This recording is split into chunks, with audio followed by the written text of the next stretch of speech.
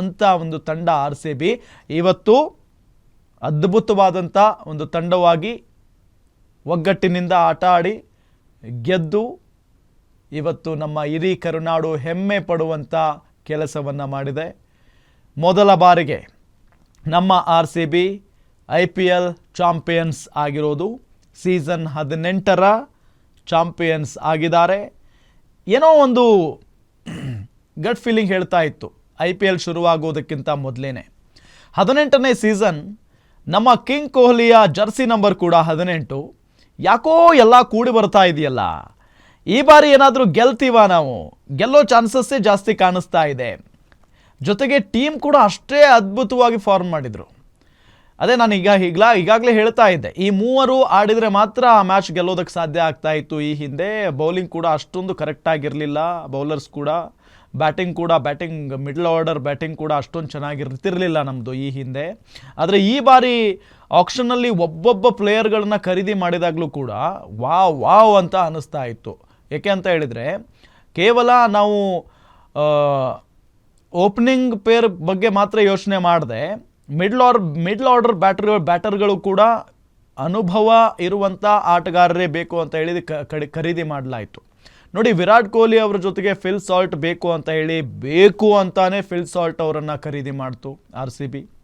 ಅದಾದ ನಂತರ ನಮ್ಮ ಒಬ್ಬ ಇಂಪಾರ್ಟೆಂಟ್ ಆಟಗಾರರನ್ನು ಮುಂಬೈಗೆ ಕೊಟ್ಟು, ಅದಾದ ನಂತರ ಟೀಮ್ ಡೇವಿಡ್ ಅವರನ್ನು ನಮ್ಮ RCB ಖರೀದಿ ಮಾಡಿಕೊಳ್ಳುತ್ತೆ. ಶಫರ್ಡ್ ಅವರನ್ನು RCB ತಗೊಳ್ಳುತ್ತೆ. ಬಹಳ ಪ್ರಮುಖವಾಗಿ DK ಸಾಹೇಬ್ ಅವರ ಜಾಗಕ್ಕೆ ಒಬ್ಬ ವಿಕೆಟ್ ಕೀಪರ್ ಬ್ಯಾಟ್ಸ್ಮನ್ ಯಾರಪ್ಪ ಅಂತ ಚಿಂತೆ ಮಾಡಿದಾಗ ಜಿತೇಶ್ ಶರ್ಮಾ ಅನ್ನೋ ಒಬ್ಬ ಅದ್ಭುತ ಆಟಗಾರ ನಮ್ಮ RCBಗೆ ಸಿಗ್ತಾರೆ. ಜಿತೇಶ್ ಶರ್ಮಾ ಒಬ್ಬ ಅದ್ಭುತವಾದ ಆಟಗಾರ ಅಂದರೆ ತಪ್ಪಾಗಲಿಕ್ಕಿಲ್ಲ. ಅದಾದ ನಂತರ ನಮ್ಮ ಕನ್ನಡಿಗರನ್ನು ಕೂಡ ತೆಗೆದುಕೊಳ್ತಾರೆ. ಮಯಾಂಕ್ ಅಗರ್ವಾಲ್, ಅದು ಕೂಡ ನಮ್ಮ ಒಬ್ಬ ಕನ್ನಡಿಗ ಇಂಜುರಿಯಾಗಿ ಹೊರಗಡೆ ಹೋದಾಗ ಬರುವಂಥ ಒಬ್ಬ ಆಟಗಾರ. ದೇವದತ್ ಪಡಿಕ್ಕಲ್ ಹೊರಗಡೆ ಹೋಗ್ತಾರೆ, ಮಯಾಂಕ್ ಅಗರ್ವಾಲ್ ಅವರ ಜಾಗಕ್ಕೆ ಬರ್ತಾರೆ. ಅವರು ಕೂಡ ತಂಡದ ಗೆಲುವಿನಲ್ಲಿ ಪ್ರಮುಖವಾದಂಥ ಪಾತ್ರವನ್ನು ವಹಿಸಿದ್ದಾರೆ, ಆಡಿದ ಎಲ್ಲ ಪಂದ್ಯಗಳಲ್ಲೂ ಕೂಡ. ಅದಾದ ನಂತರ ನಮ್ಮ ರಜತ್ ಪಟ್ಟಿದಾರ್ ಮೊದಲ ಬಾರಿಗೆ ಚೊಚ್ಚಲ ಕ್ಯಾಪ್ಟನ್ ಆಗ್ತಾರೆ. ಈ ಬಾರಿ ನಮ್ಮ RCB ಕ್ಯಾಪ್ಟನ್ ಆಗ್ತಾರೆ, ಜವಾಬ್ದಾರಿಯನ್ನು ವಹಿಸ್ಕೊಳ್ತಾರೆ. ಕಾಮ್ ಆ್ಯಂಡ್ ಕೂಲ್ ಆಗಿಯೇ ತಂಡವನ್ನು ಮುನ್ನಡೆಸ್ತಾರೆ. ಅವರಿಗಿಂತ ಅನುಭವಿ ಆಟಗಾರರಿದ್ದರೂ ಕೂಡ ಅವ್ರ ಜೊತೆಗೆ ಹೇಗಿರಬೇಕು, ಅವ್ರ ಜೊತೆಗೆ ಹೇಗೆ ಮಾತಾಡಬೇಕು, ಅವರ ಸಲಹೆ ಸೂಚನೆಗಳನ್ನು ಹೇಗೆ ಪಡ್ಕೊಳ್ಬೇಕು, ಎಲ್ಲವನ್ನೂ ಕೂಡ ನೋಡಿಕೊಂಡು ಅವರು ಎಲ್ಲರನ್ನೂ ಕೂಡ ತಂಡವನ್ನು ನಿಭಾಯಿಸಿಕೊಂಡು ಇವತ್ತು ಈ ಹಂತಕ್ಕೆ ತಂದು ನಿಲ್ಲಿಸಿದ್ದಾರೆ. ಅದಾದ ನಂತರ ನಮ್ಮ ಬೌಲಿಂಗ್ ವಿಭಾಗ, ಪ್ರತಿ ಬಾರಿ ಕಂಪ್ಲೇಂಟ್ ಇದ್ದಿದ್ದು RCB ಅಭಿಮಾನಿಗಳದ್ದು, ನಮ್ಮ ಬೌಲಿಂಗ್ ಚೆನ್ನಾಗಿಲ್ಲ, ನಮ್ಮ ಬೌಲರ್ಸ್ ಚೆನ್ನಾಗಿಲ್ಲ ಅಂತ ಹೇಳಿ. ಆದರೆ ಈ ಬಾರಿ ಅನುಭವ ಇರುವಂಥ ಆಟಗಾರರನ್ನು ತಗೊಂಡು ನಮ್ಮ RCB ಫ್ರಾಂಚೈಸಿ. ಭಾಳ ಪ್ರಮುಖವಾಗಿ ನಮ್ಮ ಹೆಜಲ್ವುಡ್ ಅವರನ್ನು ಅಂತೂ ನಾವು ಮರೆಯೋದಕ್ಕೆ ಸಾಧ್ಯನೇ ಇಲ್ಲ. ಪ್ರತಿಯೊಂದು ಮ್ಯಾಚ್ ಕೂಡ ಹೆಜಲ್ವುಡ್ ಇಲ್ಲ ಅಂತ ಅಂದರೆ ಭಯ ಆಗ್ತಾ ಇತ್ತು. ಹೆಜಲ್ವುಡ್ ಇದ್ದರೆ ಅದರ ಧೈರ್ಯನೇ ಬೇರೆ. ಹೆಜಲ್ವುಡ್ ಬಹಳ ಪ್ರಮುಖವಾದಂಥ ಪಾತ್ರವನ್ನು ವಹಿಸಿದ್ರು ಈ ಬಾರಿ ನಮ್ಮ RCB ಗೆಲುವಿನಲ್ಲಿ.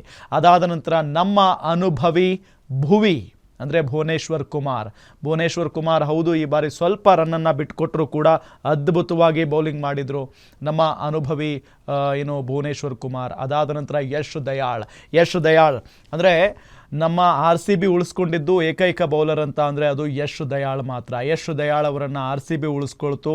ಯಶ್ ದಯಾಳ್ RCB ಅಭಿಮಾನಿಗಳು ಮತ್ತು RCB ಫ್ರಾಂಚೈಸಿ ಇಟ್ಕೊಂಡಿದ್ದಂಥ ನಂಬಿಕೆಯನ್ನು ಸುಳ್ಳು ಮಾಡಲಿಲ್ಲ. ಆ ನಂಬಿಕೆಯನ್ನು ಮತ್ತಷ್ಟು ಉಳಿಸ್ಕೊಂಡ್ರು, RCBಗೆ ಮತ್ತಷ್ಟು ಬಲವನ್ನು ತುಂಬಿದ್ರು.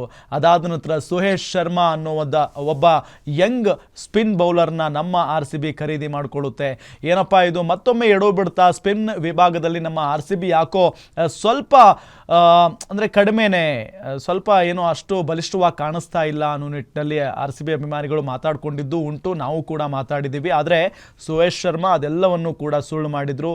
ಮ್ಯಾಚ್ ವಿನ್ನರ್ ಆಗಿ ಹೊರಹೊಮ್ಮಿದ್ರು ಸುಹೇಶ್ ಶರ್ಮಾ. ಅದಾದ ನಂತರ ಕೃಣಾಲ್ ಪಾಂಡ್ಯ, ನಿಜಕ್ಕೂ ಕೂಡ ಕೃಣಾಲ್ ಪಾಂಡ್ಯ ನಮಗೆ ವರಾನೆ. ಒಂದಿಷ್ಟು ಮ್ಯಾಚ್ಗಳಲ್ಲಿ ಹೊಡೆತ ತಿಂದಿರಬಹುದು, ಪ್ರತಿಯೊಬ್ಬ ಆಟಗಾರನಿಗೂ ಕೂಡ ಅದಿರುತ್ತೆ. ಆದರೆ ಇವತ್ತು ಫೈನಲ್ ಮ್ಯಾಚ್ನಲ್ಲಿ ನಮ್ಮ ಕೃಣಾಲ್ ಪಾಂಡ್ಯ ಮಾಡಿದ ಪ್ರತಿಯೊಂದು ಸ್ಪೆಲ್ ಇದೆಯಲ್ಲ, ಪ್ರತಿಯೊಂದು ಬಾಲ್ ಇದೆಯಲ್ಲ, ಅದ್ಭುತವಾಗಿ ಬೌಲಿಂಗ್ ಮಾಡಿದರು. 2 ವಿಕೆಟ್ಗಳನ್ನು ಕೂಡ ಪಡೆದುಕೊಂಡರು. ಅವರನ್ನು ತೆಗೆದುಕೊಂಡಾಗ ಭಾಳ ಜನರಿಗೆ ವಿರೋಧ ಇತ್ತು. ಏನು ಕೃಣಾಲ್ ಪಾಂಡ್ಯನನ್ನು ಏನು ನೋಡಿ ತಗೊಂಡ್ರಿ ನೀವು, ಅವರು ಆಡಿದಂಥ ಎಲ್ಲ ಫ್ರಾಂಚೈಸಿಗಳು ಅವ್ರನ್ನ ಕೈ ಬಿಟ್ವು, ನೀವ್ಯಾಕೆ ತಗೊಂಡ್ರಿ ಅಂತ ಹೇಳಿ ಕ್ವಶನ್ ಕೂಡ ಮಾಡಿದ್ವಿ ನಾವು. ಆದರೆ ಕೃಣಾಲ್ ಪಾಂಡ್ಯ ಇವತ್ತು ಗೆಲುವಿನಲ್ಲಿ ಪ್ರಮುಖವಾದಂಥ ಪಾತ್ರಧಾರಿ, ಅವರಿಗೂ ಕೂಡ ನಮ್ಮ ಕಡೆಯಿಂದ ಸೆಲ್ಯೂಟ್. ಅದಾದ ನಂತರ ರೊಮಾರಿಯೋ ಶಫರ್ಡ್ ಆಗಿರ್ಬೋದು, ಟೀಮ್ ಡೇವಿಡ್ ಇರಲಿಲ್ಲ, ಭಾಳ ಭಯ ಇತ್ತು ಟೀಮ್ ಡೇವಿಡ್ ಇರದೇ ಇದ್ದ ಕಾರಣ ಏನಾಗುತ್ತಪ್ಪ ಮ್ಯಾಚ್ ಅಂತ ಹೇಳಿ. ಆದರೆ ಅವರ ಸ್ಥಾನವನ್ನು ಇವತ್ತು ಚೆನ್ನಾಗಿ ತುಂಬಿದ್ರು. ಲಿಯಾಮ್ ಲಿವಿಂಗ್ ಸ್ಟೋನ್ ಅವರು ಇವತ್ತು ಚೆನ್ನಾಗಿ ಆಡಿದರು, ಇಲ್ಲ ಅಂತ ಹೇಳೋಕ್ಕಾಗಲ್ಲ. ಒಟ್ಟಾರೆಯಾಗಿ ಒಗ್ಗಟ್ಟಿನ ಪ್ರದರ್ಶನದ ಮುಖೇನ ನಮ್ಮ RCB ಮೊದಲ ಬಾರಿಗೆ ಕಪ್ ಗೆದ್ದು ನಮ್ಮ RCB ಅಭಿಮಾನಿಗಳನ್ನು ಕುಣಿದು ಕುಪ್ಪಳಿಸುವಂತೆ ಮಾಡಿದೆ. ನೋಡಿ ಸಂಭ್ರಮಾಚರಣೆ ಹೆಂಗಿದೆ ಅಂತ.